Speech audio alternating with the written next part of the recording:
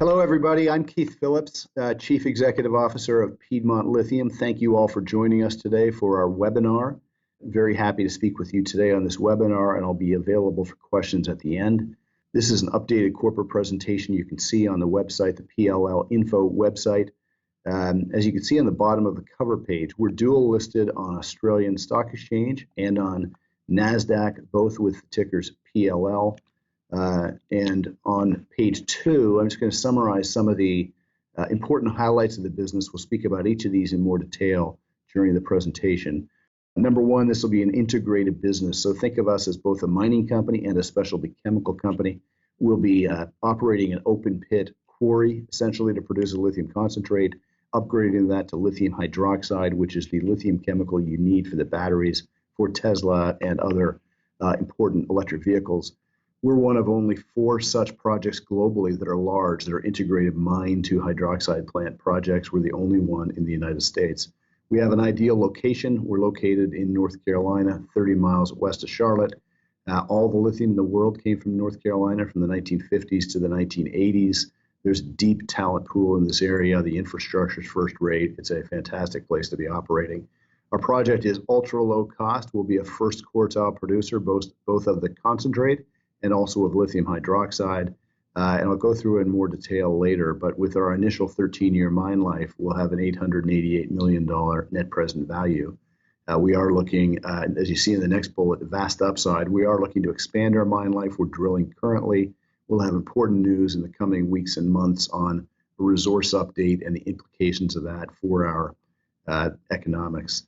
The stock is very cheap in our view. We're trading at a steep discount to peers. We have a series of important news events coming this year, which we think will help close that gap. And importantly, there's been some encouraging M&A activity recently. Of the 4 projects of our like in the world, 2 of them have been bought in the last 4 months, both in Australia, both for very large prices that would imply substantial premiums to our current stock level. Just briefly on page 3, in terms of background on lithium, for those of you who haven't looked at the sector that much, on the lower left, you can see that 53% of the demand for lithium in the world in 2017 was for batteries. That's the rapidly growing sector of the market. The other industrial uses for glass, ceramics, etc. Lubricants are growing with GDP. But if you look in the top right, and this is data from a UBS research report, UBS is expecting a 5-time increase in demand for lithium by 2025. And in the green bars, you can see that is battery demand driven mostly by electric vehicles. On the top left of the page, you see a chart that shows UBS's projection of 10% electric vehicle EV penetration by 2025. That's pretty much the consensus estimate. We're currently at 2% EV penetration in 2018, and the market is growing quite dramatically. And interestingly, on the lower right, you see if we were to go to a 100% EV world, which I used to think was unrealistic, but I now think is a certainty, if we go to a 100% EV world, we'll need 30 times more lithium than is currently produced. So there's dramatic upside. Page 4 digs in a little more detail on the electric vehicle business and demand. So on the top right, you see a chart showing global plug-in EV deliveries growing basically 60% a year each of the last number of years since 2010. On the lower right, you can see one of the main reasons why, which is battery pack prices have fallen dramatically, fallen 85% since 2010. Most people expect battery costs to continue to fall 15 to 20% per year indefinitely. A couple of years ago, the battery was considered to be half the cost of an electric car. With battery costs falling 50%, or also so significantly, you can imagine car prices becoming less and less expensive. And on the left-hand side, you see, factoring all that in, EVs cost about 30% less in labor to produce than an internal combustion car. They cost about half the money to fuel, and they cost 70% less to maintain. So overall, electric vehicles are cheaper today to buy. I bought a Tesla Model 3 6 months ago. It was less expensive to buy than the equivalent Audi S4 I used to drive. I love the Audi, but the Tesla Model 3 is my favorite car I've ever driven. Again, cheaper to buy, far less expensive to operate. Importantly, on page 5, there's a new act introduced last week called the American Mineral Security Act, introduced by Senator Murkowski from Alaska. She's the chair of the Committee on Energy and Natural Resources. And you can see the reason for this act. Lithium is one of many critical materials. But in 2018, the U.S. supplied around 1% of the world's lithium raw material. The vast bulk was provided by Australia, Chile, and Argentina. This is an issue as you think longer term from a national security perspective, a world going to electrification in cars and other factors. Presidents have spent decades striving for energy self-sufficiency. We've arguably just attained that in oil and gas, but the goalposts are shifting, and now electrification is key. And while only 13% of the lithium raw material comes from China, actually 50% plus of the battery materials come from China, and that's a national security issue for people. So we're very happy to have the only conventional project in the United States right in North Carolina. We think we can help to remedy this problem. Importantly, you see a map in the middle of the Carolina Tin-Spodumene Belt. This is the green belt. It's the only large spodumene. Spodumene is the main mineral that contains lithium. It's the only main spodumene belt ever discovered in the United States. And on the left-hand side of page 6, you see two aerial photographs of the two mines that operated in this region for decades, again, from the 1950s to the 1980s. Virtually all the world's lithium came from those two mine sites and from this state. The Hallman Beam mine in the top left and the Kings Mountain mine in the lower left, those are 2 and 12 miles respectively from our site. We have all the land in blue at the top half of the trend. On the right-hand side of the page, you see the two lithium chemical plants that operate to this day in Bessemer City and in Kings Mountain. These are the only two large lithium chemical plants in all of North America. They're 6 and 12 miles respectively from our site. They're run by Livent and Albemarle, two very fine U.S. companies who import lithium carbonate from South America and upgrade it further in this area. Importantly, most of the spodumene, hard rock lithium mining will be done in Western Australia and Canada. That's where the world's biggest resources are in kind of aggregate. But our project will be quite large in North Carolina, and we have very significant cost advantages. So from a labor perspective, unlike the remotely located mines in Western Australia and Canada, we won't need to have a fly-in, fly-out labor camp, so our costs will be meaningfully lower. Our electricity is a third of the price in Western Australia. Diesel and natural gas are also cheaper. And transportation is dramatically less expensive, or transportation distances are far shorter for our project than for Western Australia or Canada. And we don't have any government royalties. We'll be operating on private land. So these are all important unit cost advantages we have. There are a lot of units of each of these things used in a mining and chemical plant operation. And as you flip to page 8, you see a cost curve. This is the projected cost curve for lithium hydroxide in 2023. And there's several, and this is from Roskill, an important chemical industry consultancy in London. Several important things come off of this page. Number one, we're on the lower left-hand side of this bar. We'll be a first quartile cost producer, very low cost. The green bars represent hard rock projects, hard rock 2 hydroxide. There's a myth in the industry that brines, which are the blue bars, are lower cost than hard rock. And that is to some extent true when you're producing lithium carbonate, which is the first product those projects produce. But to upgrade that to lithium hydroxide costs money for them. From a spodumene operation like ours, we'll go straight to hydroxide, and you'll see hard rock assets being at the low end of the cost curve. And on the far right-hand side of the cost curve are two of the major Chinese converters. And the Chinese are technical leaders in lithium, but they'll always be high-cost producers because they're importing raw materials from around the world. So it's unique in that way that the Chinese will be the high-cost producers. In the middle, I would point out two thick green bars. Those are the two large integrated lithium hydroxide projects in Australia that have been recently involved in M&A transactions, and I'll come back to those later on. Page 9 summarizes the development plan and the exceptional economics of the project. So with our current resource base, we're projecting a 13-year mine life. Once we're up and running with the chemical plant and fully integrated, we'll have $235 million a year of run rate EBITDA, obviously a very significant business. The NPV of the project is currently $888 million, 46% IRR. Fantastic numbers. These numbers will only get better as the mine life gets longer. The mine life will get longer once we upgrade the mineral resource and make it larger, which we'll be doing on the back of the drilling that's going on currently.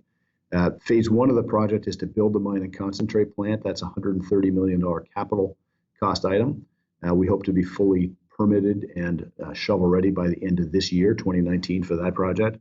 That'll generate $80 million of cash flow. And on the back of that business, on an annual basis, on the back of that business, we'll we'll build a more expensive chemical plant, which is a $340 million capital item. And again, on an integrated basis, we'll be generating $235 million of EBITDA.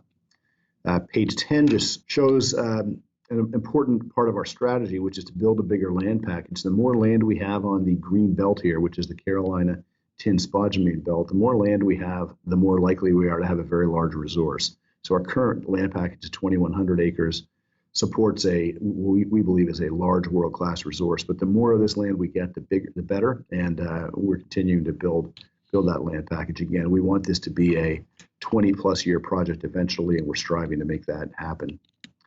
Important catalyst for 2019. In June, we're going to update our mineral resource. So we have a 19 million ton global resource today, 16.2 million tons in the core property. That supports the 13-year mine life. We hope to make that 16.2 million a lot larger when we update the resource in June. Again, that will extend mine life. We're doing a lot of work on metallurgy. This is really the process of recovering the lithium from the ore body. And the metallurgy in this region historically is very well regarded, and we're working to prove that on our own property now. We'll have news on that along the way, but certainly in July. And then we're going to have an updated scoping study by the end of July. This will reflect the updated mineral resource and the updated met work. And we think the economics the scoping study will demonstrate will be very, very strong. I would note that study will be a pre-feasibility study level in many respects in terms of engineering and metallurgy. We will not have done the conformational infill drilling required to declare reserves. We'll do that toward the end of the year as part of a feasibility study. The next big catalyst is permitting. We really need three major permits: a federal permit, which has been applied for and is underway, state and local mining permits. We expect to get all of these permits in 2019. And along the way, we'll be talking to potential offtake partners for our lithium concentrate and potential chemical plant partners. And really, by the end of the year, hope to have partners signed up and have permitting completed and a feasibility study completed and have a shovel-ready project by the end of the year. The economics of the project are fantastic. Again, the company is partly a mining company, partly a specialty chemical company. But for those of you who have looked at mining projects before, there's an important metric measuring the economics of a mining project, which is called the profitability index, which really measures the project NPV versus the initial capital. So in our case, our project NPV is $880 million, 888. Our total initial capital is $470 million, so the ratio is 1.89 times. That's a fantastic number. Anything over 1 times is really kind of world-class in terms of asset quality.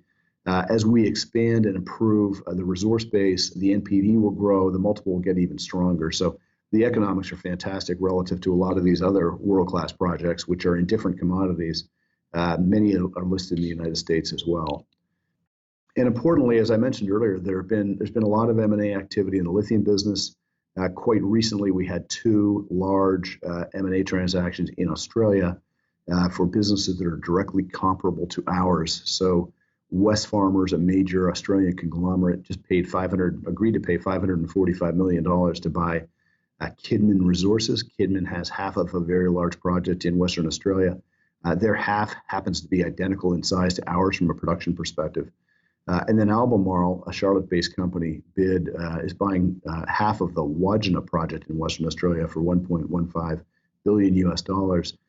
Importantly, as you look at the charts on the right-hand side, if you look at the enterprise value of those transactions relative to projected future EBITDA for each project and projected future production tonnage for each project and NPV of the projects, you get a pretty tight range of multiples, 2.4 to 2.5 times EBITDA, 21 or 23,000 tons of dollars per ton of annual production, and 0.6 to 0.9 times NPV. If you apply those multiples to our metrics, and again, our steady state EBITDA is $235 million, our production tonnage will be 22,700 tons a year of lithium hydroxide. And our project currently has an NPV of $888 million. If you apply those multiples to our metrics, you get dramatic premiums to our current levels. So we believe there's a lot of upside in our stock. The final page I'll talk to, and there are some appendices in the back if you want to look at them, is just the snapshot of the stock. On the top left, you see we are listed in Australia and on Nasdaq. On Nasdaq, we listed a year ago. Our ticker on both exchanges is PLL. On Nasdaq, we've listed ADRs, American Depository Receipts. Each ADR represents 100 ordinary shares in Australia. Our current market cap is about 75 million US, and we had $7 million of cash, US dollars, on the balance sheet March 31. That's all the cash we need to achieve all of our upcoming catalysts. There's no financing here in the near term. We hope to drive value through the catalyst before we raise money to go to the next level. The stock has become reasonably liquid. We're working to make it more so in the United States, but we're trading over $100,000 a day in the US, more than that in Australia. Our major shareholders currently are in Australia. Again, we hope to change that and Americanize the shareholder base. And we have 4 research analysts covering us: Roth Capital Partners in California, Canaccord and Foster's out of Sydney, and 8 Capital out of Toronto. And importantly, if you look at the top right and you look at our stock price chart, while we've had a nice run recently, we're still 40% below the levels of early in 2018, before we even had a resource or scoping study announced. We think the future is very bright for lithium and for Piedmont Lithium, and we think our stock has a long way to go. So with that, I'll wrap up. I want to thank everybody for listening, and I'm here for your questions. I look forward to that part of the discussion and to any further follow-up you have later on. Thanks very much. Okay, we're now opening the line for our Q&A session with Keith Phillips, President and CEO of Piedmont Lithium. Welcome, Keith. Thanks. Happy to be here. Very glad to have you. A lot of great things going on with Piedmont, so we'll just jump right into the questions. Our first question: how does the drop in price of lithium batteries affect the price of lithium? It's a great question. I think by one statistic I've seen, lithium itself, the commodity lithium, represents about 1% of the cost of the installed battery pack in a Tesla, for instance. So the battery lithium prices are fairly unsensitive to overall battery costs, and the battery cost decline has been driven not by commodity price savings, because most of the commodities that are used in the battery have gone up in price relative to, say, 3 or 4 years ago. It's really by improved manufacturing efficiencies. The first large battery plant, kind of gigafactory, as they're now calling them, was Tesla's factory in Nevada. It's really only been operational for a year or so. And until that, this is very much a craft business. And as large-scale manufacturing gets into the business, as more and more EV companies and big battery companies get involved, the technology of manufacturing batteries is what's really driving the cost savings. Very good. Thank you, Keith. And our next question: when you're operating at full potential capacity several years down the road, how does your forecasted output compare to the actual total demand of of lithium in the U.S.? Good question. So if we were producing today, we would represent about 7% of global demand for lithium. Obviously, the market's going to grow. It's not entirely clear how much of that global demand is in the U.S. Lithium gets shipped around the world. It gets assembled into batteries and other products in different places, and some of it comes back to the U.S., some of it doesn't, et cetera. But by one estimate, the U.S. represents about 16% of the world's car market. Cars, as we move to an electric vehicle world and more of the cars are electric, the U.S. will be consuming, by arithmetic, 15 or 16% of the lithium that goes into batteries. So we could represent as much as half of that based on current volume, but these volumes are all going to grow. So we'll be a very significant producer, but the overall lithium business, the demand for lithium overall is growing dramatically. We produced about 280,000 tons in the world last year. A good estimate for 2025, sort of a consensus, is about 1 million tons. And then people are talking about 2 or 3 million tons in 2030, not that far behind. Once we really hit a tipping point and everybody decides to buy an EV, which is something we'd expect will happen over that time frame. So at that point, we'd be a relatively small component of the overall global market and probably the U.S. market as well, but a very profitable one. And the project is, as I said in the presentation, it's the only conventional lithium project in the U.S. It's the project we think has the highest likelihood of getting built in the near term. And we think that anybody building electric cars in the U.S., whether it's an American producer like Tesla or GM or Ford, or a foreign producer like those that are so active in the southeastern U.S. near us, we think all of them would prefer to have their material sourced from the U.S. if they could, and we intend to be there for those folks. Thank you, Keith. And the next question, could you just talk a little bit more about some of the near-term catalysts that are coming up in the next 6 to to 9 months? Yeah, that's a good time period. I'd really focus though on the next 60 days or so. So we have an updated, the presentation you saw that I just walked through is actually a few days out of date. There's a new one on our corporate website, which has a little bit of an updated time frame, but it really talks about the next 90 days, which are critical, and then the next 6 months. So in the next 90 days, we'll build on the drilling results we just put out a couple days ago. We'll have an updated mineral resource by the end of June, so within 30 days from now. That'll be important to grow the mine life and project life and to make this a longer-term project. It's currently a 13-year project. We need a bigger mineral base, so we've been drilling to accomplish that. We're confident we will achieve that, and we'll have a substantially larger resource announced by the end of June. So that's an important catalyst. Sometime in July, we'll announce an update to our metallurgic testing work, which has all been done now at a pre-feasibility study level, so it's quite extensive. And we're going to have some refinements in the flow sheet in terms of how we actually produce the spodumene concentrate through this process. Those will be improvements. Those will be based on further study. There'll be improvements, we think, to the economics of the project, which are already very strong. So that should come out in the middle of July. And then on the back of those two things, the resource and the metallurgy, we'll have by the end of July an updated scoping study. We're calling it a scoping study because we won't be declaring reserves, but it'll be really at a PFS or in some cases DFS level, most metrics for engineering and metallurgy, et cetera. So those are three very important things happening in the next 60 days. And then the next big event really for us is the permitting process, where we've applied for our federal permits. That process is going well. We expect to be permitted this year, both at the federal and state local level and local level. So those catalysts might happen over the course of time. And then ultimately at the end of the year, we hope to have a full definitive feasibility study completed with a reserve declaration, et cetera. So there'll be other news along the way, but those are the principal catalysts people should be focused on. And we think they should help drive value to a more proper level for our stock. Very exciting. Thank you. Thank you, Keith. And our next question, what do you see as the biggest challenge or threat to Piedmont's near-term success?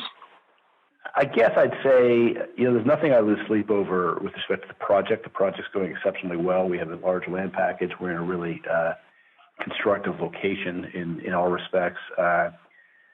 The conditions in the equity market for lithium equities have been disappointing.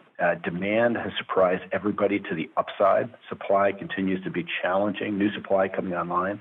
Supply-demand equation looks very favorable from our perspective, certainly in the medium term.